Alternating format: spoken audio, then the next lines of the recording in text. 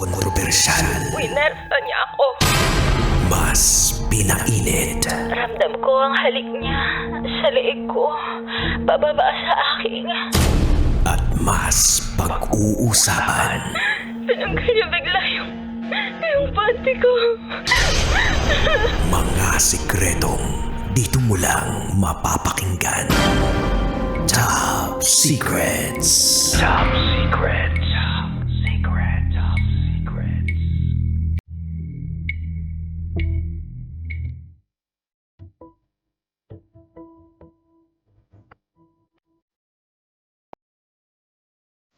Hi Kabisyo, it's me once again, DJ Rocky Ter. At ito po ang programang Top Secrets. Today is Friday. So, ang tema ng ating Top Secret ay SPG as in Super Pack Ganern.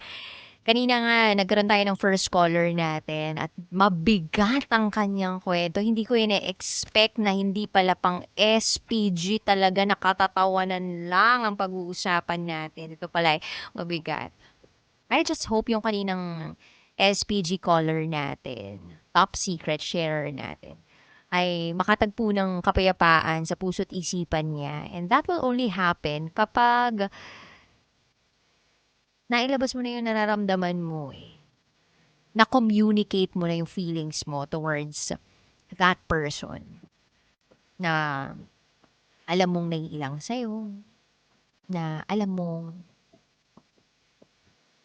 matindi ang ilang sa iyo. Anyway, ngayon po meron na tayong caller. Second caller natin to para sa programang Top Secrets. Hello, magandang gabi. Hello po, good evening. Good evening. Pwedeng malaman kung taga saan ka at anong alias mo? I'm from Cebu City po. I'm Sam. Sam from Cebu. Sige nga, batiin mo nga lahat ng mga Cebuanong nakikinig ngayon. Hello, mayong gabi Kaya taga Cebu. Yun lang. Ay, yun. Opo, yun lang. Mayong gabi sa kaninyong tanan o sa tanan nga namin daw diri karon. Yun. Kasabot ko pero gamay lang ha. Jutes lang yun ngayon. Jutes lang tawag doon. Jutes lang pala Parang light tawag. naman, di ba? Sige. May top secret ka ha? Ay, yeah. Naa. Naa. Okay, sige. Sam from Cebu. Ano ang top secret Yes mo? po. Okay, so, I am Sam from Cebu and then ito po nangyari nga past 3 months ago. So, while having some business matters, meetings in one of the places here in the Philippines, I think I'll just share it in Siargao, having some business meetings and as well some part of it is a vacation. I have met a girl who's also a solo traveler in which nurse siya. And by the way, yung background ko, I have a 2-year relationship with my girlfriend and medyo, let's say na medyo unstable, but getting or working out with our relationship. But Kumbaga, nung- rocky yung inyong relationship ngayon. yeah, medyo lang. Hindi naman ganun. Parang sa time lang nagkulang. So, yun, mas kilala ko yung nurse from Australia. And first, nung nagkita kami while naliligo sa beach, I never thought na magkakagusto siya. He will like me as kasi hindi naman ako ganun kagwapuhan. So, I just approach her. and We, then I say, "Hi." patingin nga. Sino ka mukhang artista? Hindi. Hindi talaga. Medyo matangkad lang. Ano bang Pero- height? Anong height? 6'1". 6'1". Tangkad nga, malaki. Syempre. Yung yung Dax. paa mo. That's yung height ko. Oo, Malaki. dax yung height. Okay. O tapos, hindi mo akalain na magkakagusto itong girl sa iyo. So I just invited her for a dinner there. And then, afterwards, nung nagiinuman, gusto niyang umuwi. I mean, bumalik doon sa hotel, one of the hotel doon. And then, magkalapit lang din kasi yung tinistayhan namin. So, mga 10 pa yun. Mhm. And then may nangyari na di dapat mangyari. Oh, wait lang. And- Gusto ko malaman kung kanino kayo nagstay, saan kayo nagpunta, sa'yo o sa kanya? Sa kanya, yung sa room niya. Sa kanya. So, paano nagkayayaan na, akit muna tayo dito? Hinatid mo ba bilang gentleman ka?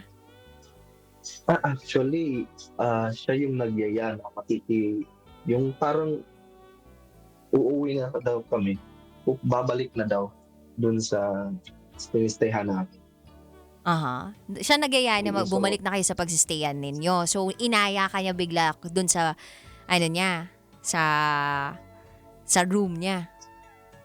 So parang ganun, baka gusto niya lang at that time na pagpahatid.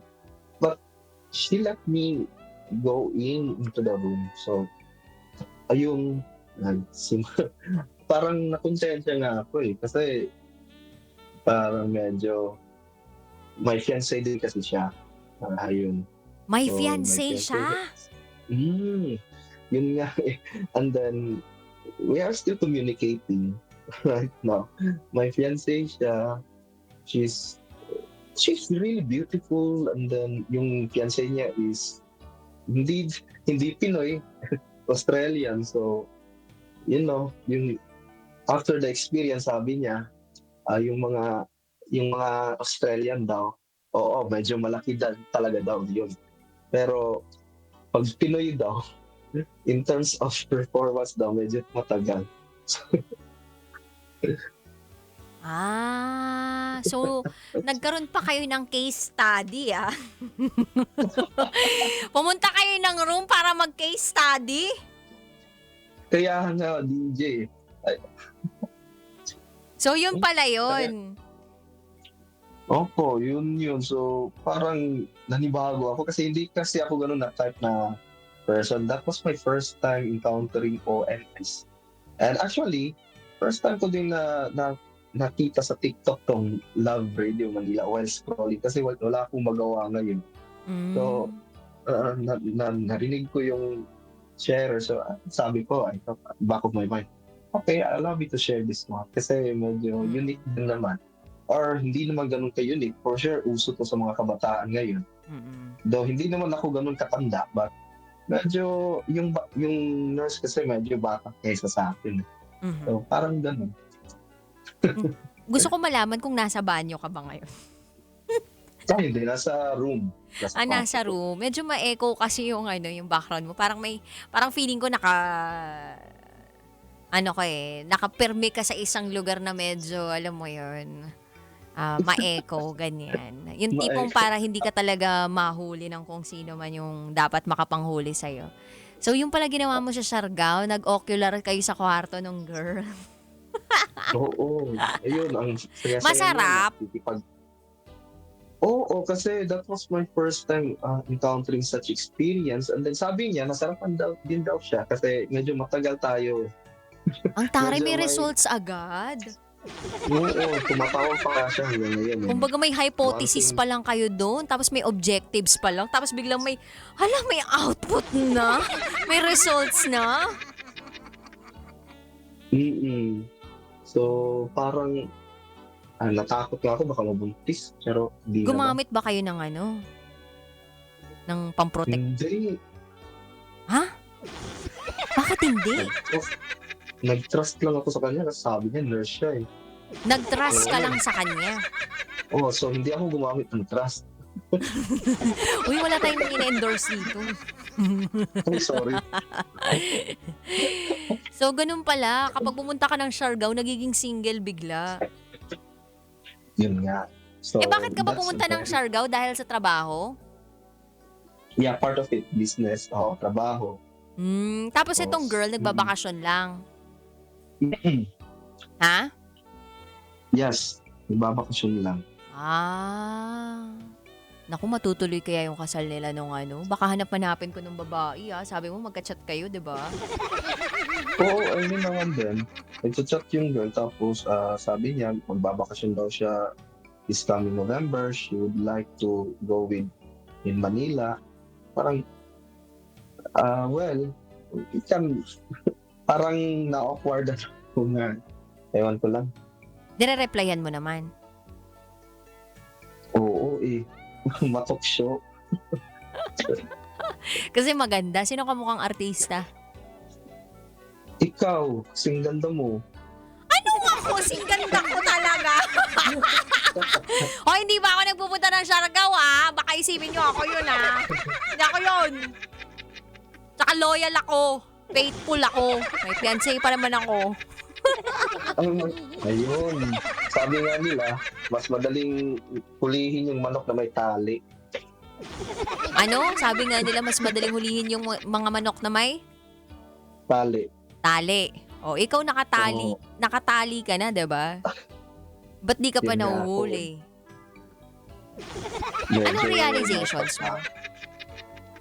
Po? Anong realizations mo matapos ang lahat? I think that was bad. Hindi magandang experience. And Di magandang experience pero masarap. Oo, hindi. dapat hindi tularan.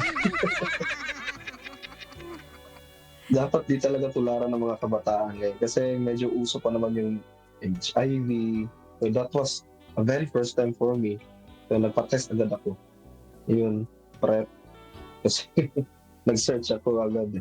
So ayun, my advice to others is parang wag na lang, hindi na tangkilikin yung mga ganun. Yeah.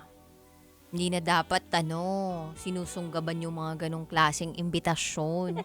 Kasi kapag gusto nyo maging gentleman, ihatid nyo lang hanggang pinto. Huwag nyong ihahatid hanggang looban. Ano ba yan? Sasakay ba ng tricycle yan sa loob ng kwarto? Hindi naman, diba?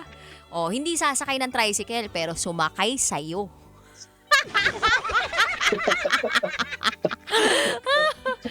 Ay, nako. Sana talaga hindi na magtuloy-tuloy yung pakikipag-anuhan ninyo, Baka magkahulihan pa kayo niyan, May balik yan, may Yun ang balik mahirap. yan. Sinasabi ko sa inyo. Mahal mo ba girlfriend mo? Of course. Talaga? Parang- Paano nyo nagagawa yun? Yung meron kayong kaeme, tapos may mahal kayong iba? Parang yung sa moment, I don't know if you have experience looking at you. parang Hoy, wag nasa- mo akong itutulad dyan! Wag nyo ako isama! Nakilala ka lang. There's something, you are curious, you have no experience kasi medyo straightforward ako na tao dati. Ngayon lang parang na-experience yung mga ganun. So, it's very unusual for me as well. Na-curious. Kaya ba ma-advise mo na mas maganda na nagawa mo lahat ng mga kalokohan mo nung bata ka kaysa sa tumanda ka tapos wala ka pang nagagawang kalokohan? Yan, tamang-tama yan. Kasi while I was still studying in my undergraduate degree, graduate degree, postgraduate, wala kasi, medyo focus kasi ako sa studies ko and then sa work ko to make sure na I can provide for my family. So parang ganun, so helping my mom. So, wala talaga akong parang ganun, yung gimmick. Honestly, hindi ako nakapag-try mag-gimmick ng college. Nasa library lang talaga. So, medyo unusual sa isang lalaki dati, di ba? So, ngayon lang na-experience ang ganito. Dahil sa mga napakinggan ng ating mga kabisyo, marami nang nagka-trauma ulit. Charot! Ay. Anyway, thank you for sharing your SPG secret file to us or top secret to us. Sam, of Cebu. And by the way, kaya po siya nag-i-English Feeling ko lang naman, kaya siya nag-i-English kasi mas komportable siyang gamitin yung language na English kaysa sa Managalog siya. Tama ba? Ganyan yung mga Cebuano, 'di ba? Mas komportable silang gamitin yung English over Tagalog. Tama ba?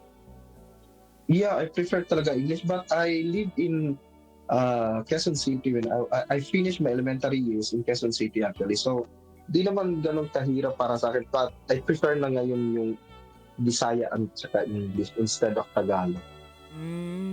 Marami kasi akong kilalang mga Cebuana na hindi masyadong magaling sa pananagalog. Mas nakakapag-express sila ng kanilang sarili kapag nag-i-English sila. So, yeah.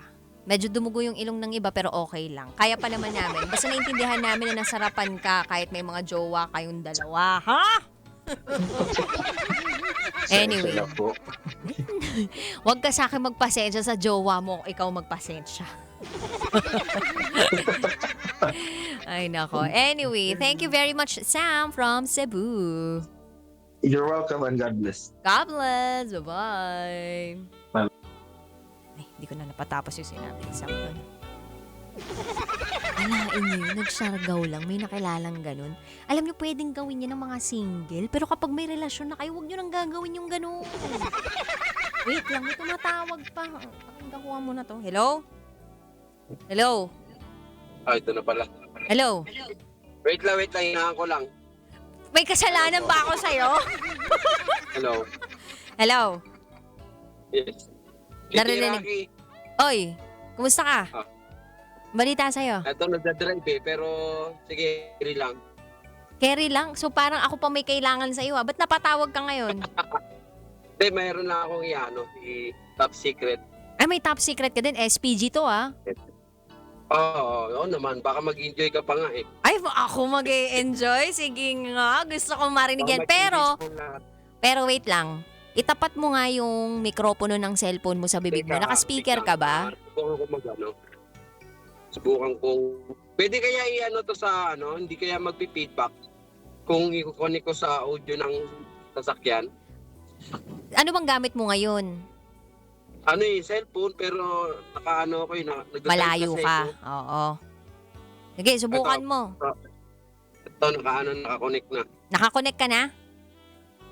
Wait lang. Naririnig ka na namin. Naku, parang Ikaw, ano to. pare. Nagdadrive siya. Nagdadrive daw siya. Nagdadrive ka ba? Pwede bang gumilid ka muna? Kasi ayaw namin maaksidente ka. Ganun ka namin inaalagaan. Sige, hindi. Papahawa ko na lang kay YT. Ay, papahawak mo yung alin? Cellphone. Ikaw Gusto mong magpahawak ng cambio Pwede na tayo mag-umpisa.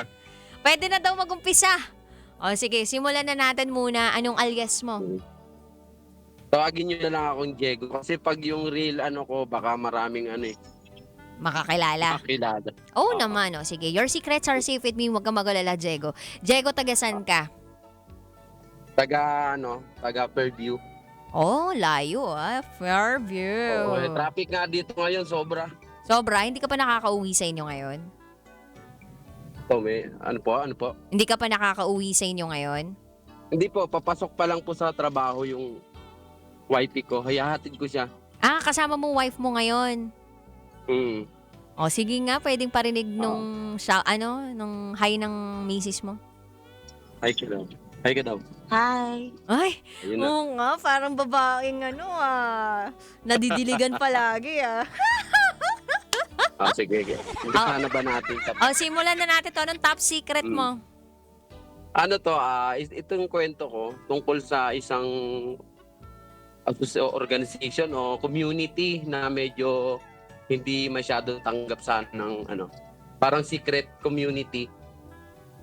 Actually, nasa Facebook naman lahat to pero hindi ka makakapasok kasi dito sa community na to kung wala kang friend na isa sa loob ng community. So ano tong community na to? Ang tawag sa kanila mga swinger community. So, ewan ko Swinger. kung familiar ka dun. Hindi pa, pero sige nga, pwede mo ba kami bigyan ng impormasyon dito sa swinger community na to? So itong swinger community kasi binubuo siya ng couple, uni, saka bull. So ang ibig sabihin kasi nun, paano ba? Pag pag couple, mag-asawa kayo, may legit, merong doon na lang nagkakilala, ganun. Pag uni naman, unicorn, yung mga single na kasali doon sa grupo, na wala talaga silang partner. Pag bull naman, lalaki naman na wala ring partner. Pero may mga tatawag din kasing ninja bulls ka ninja uni, yung mga may asawa pero ang dating nila sa community, mga single, parang ganun. May mga ganyan. Oo, meron. So, umpisa na natin yung Oo. Member ka ba nun? Member ka ba? O, tapos. may member ako, kaya nga ako magkikwento eh. Oh, sige. So, ganito yon. Nag-umpisa lang naman yung pagiging ganito ko sa isang panaginip. So, nanaginip kasi ako one time. Kasi may live-in partner ako before. Mhm. Until now, pero nag-change na kasi ako, change live-in eh. Wait lang, until now may kalibin ka pero nag-change live-in ka na. Itong change live-in mo na to, ito na yung misis mo na kasama mo dyan sa sasakyan ngayon. Eto na yung nakakaintindi ng pagkatao ko, parang gano'n. Okay, sige. Kaya parang nag-stay ako sa kanya. Taray, para na gano'n lang change court lang Sige, kasi ganito yon. Di na naginip ako, no? One time, natutulog ako, naginip ako na yung live-in partner ko, nakikipag-sex siya sa ibang lalaki. Mhm. Teka, okay lang ba yung term ko? Okay, may ganun. At talagang tinanong mo siya on the air, ha? Teka, nawalan ba ng signal? Hindi, naririnig ka pa rin naman namin. Nasabi mo na eh. Oo nga. Hindi, O sorry. nakikipag-anuhan. Oo. So, nanaginip ako, tapos parang nakapil ako ng kakaiba. Parang gusto ko siya. Alam mo yon, yung sabi ko bakit ganun? Parang hindi siya normal di ba? Yung iba nga nagpapatayan dahil sa partner may nahuling kanto ganyan. Pero sa akin, iba yung naramdaman ko, parang wow, sabi ko, ba't ganun? Tapos parang gusto ko siyang mangyari in real life kasi panaginip lang yun eh. So every time na gagawa kami ng ganun, binubulungan ko siya. What if ka ako na makipag ka sa iba na nanonood ako. So, sabi niya sa akin, alam mo may sakit ka na, magpa-check up ka na, sabi niya ganun. Mhm. So, sinusubukan ko yun every time na ganun ang nangyayari. Sinusubukan ko siyang I-present sa kanya yung idea, Oo. baka sakaling tanggapin niya at gawin Oo. ninyo. So talagang hanggang maghiwalay na lang kami, ayaw niya talaga. So one time, nakilala ko nga to yung kalipin ko. Mhm. So pares kami ng situation. Meron din siyang partner before. Parang di sila okay. So nag-ano din siya, nagloloko din naman kasi siya. So, may partner siya, nagloloko din siya. So pares kami ng sitwasyon. Nagloloko din ako kasi may gusto kong maramdaman sa sarili ko na hindi ko talaga makuha eh. Mhm. So, tingin ko dyan nagkakaroon ng problema yung mga mag-asawa na kaya nagloloko yung isa kasi meron silang hinahanap na hindi nila talaga ma-feel. Mhm. So, yun. So, insert So, sila dun sa hinahanap na yon. Fantasy. Fantasy tawag namin dyan sa community. Mhm. Fantasy, So, ayun, nung i-open up ko dun kasi nung magkakilala kami nito, nag-check, kami kaagad nakilala ko siya sa trabaho ko. Bali, nag-open ako na kung meron siya, ilan naging boyfriend niya, ilan yung na-experience niya. Tapos, tinry ko na tanungin kung meron silang video. May video? Oo. Sabi ko, nahiya pa nga siya nung una kasi actually katabi ko to habang nagkikwento ko. Isa yung kanina. Mhm. Mhm. Yun. Pinanood niya ako ng video tapos akala ko isa lang. So, meron pala siya iba-iba din. Wow, album Yung- pala. May album pala siya ng Tapos, ewan ko kung di rin siya makapaniwala na I accept na meron siyang mga Ganun ganun. siya. Sabi ko, fantasy ko kasi Ah. na Wait lang, nakapanood ng Diego. puputulin lang kita saglit pero gusto ko tong usapan na to. Gusto kong marinig. Naku-curious kami dito sa kinukwento mo eh. So bibitinin muna natin yung mga kabisyo natin nakikinig ngayon. Kaya wag Okay. kang aalis ha. Magbabalik po kami. Sige. Ito po ang Top Secrets kasama si Rocky. Kailangan pa bang i-memorize yan? Love Radio. Basic!